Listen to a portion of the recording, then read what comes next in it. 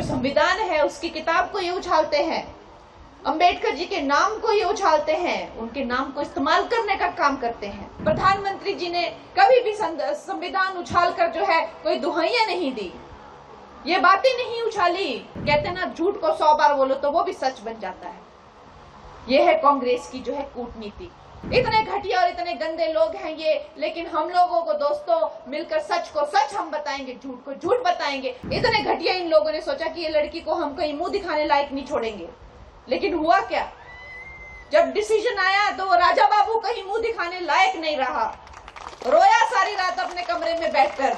दोस्तों, अंबेडकर जी हमारे देश के संविधान के जो हैं वो मूल हैं।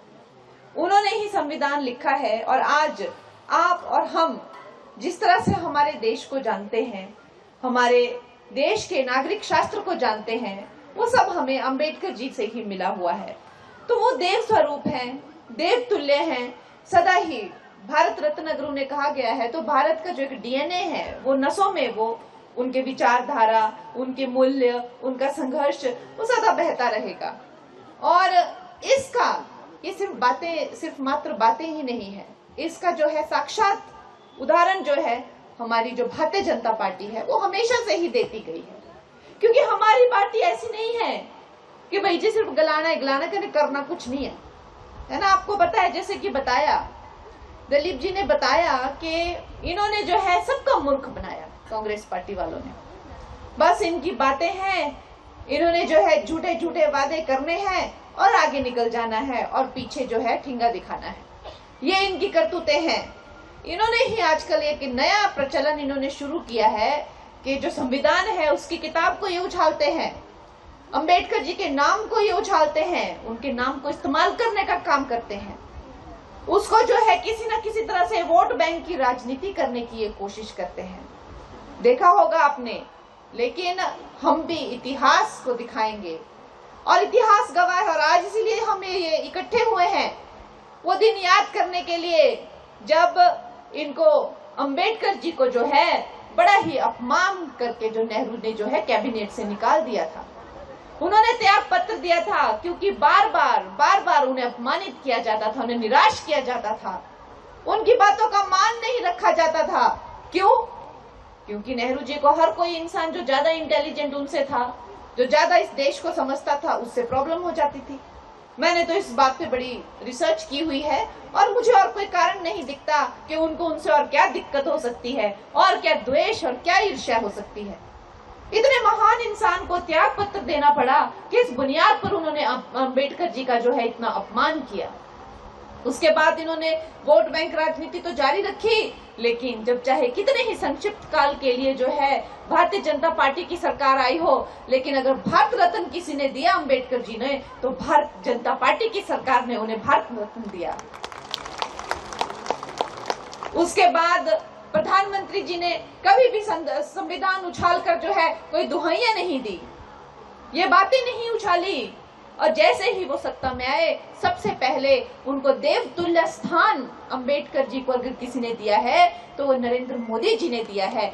उनके जो पंच तीर्थ हैं उनको पूजनीय घोषित किया।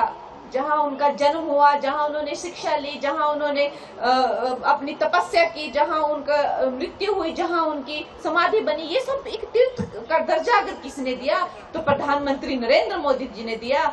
लेकिन कांग्रेस ने क्या किया? उनका नाम उछाला, लोगों में भय पैदा किया, अरे जी संविधान बदल देंगे, आपके नैतिक अधिकार छीन लेंगे, आपको ये कर देंगे, रिजर्वेशन छीन देंगे, इस तरह के जो लोगों में भ्रम पैदा किया। अब हम सत्ता में है क्या? हमने बदला क्या संविधान? आप बताइए, किसी की रिजर्वेशन छीनी क्या? किस तरह की ये बातें थी और किस तरह से लोगों को विचलित किया गया था। जब हम भी इलेक्शन में कैंपेन कर रहे थे तो सबसे बड़ा हमारे लिए यही था कि इन्होंने झूठ को, कहते ना झूठ को 100 बार बोलो तो वो भी सच बन जाता है। यह है कांग्रेस की जो है कूटनीति।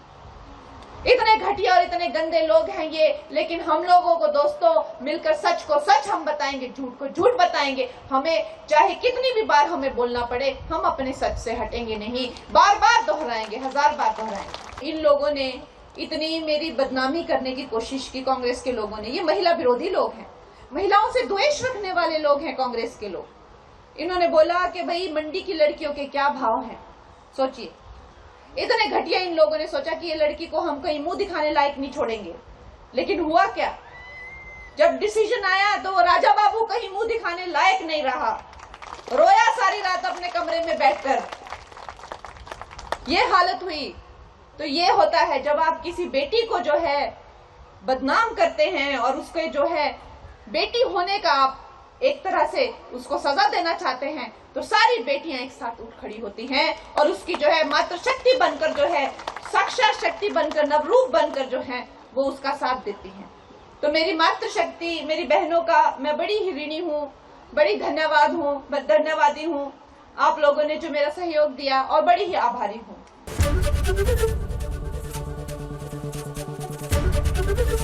एबीपी गंगा, खबर आपकी, जुबान आपकी।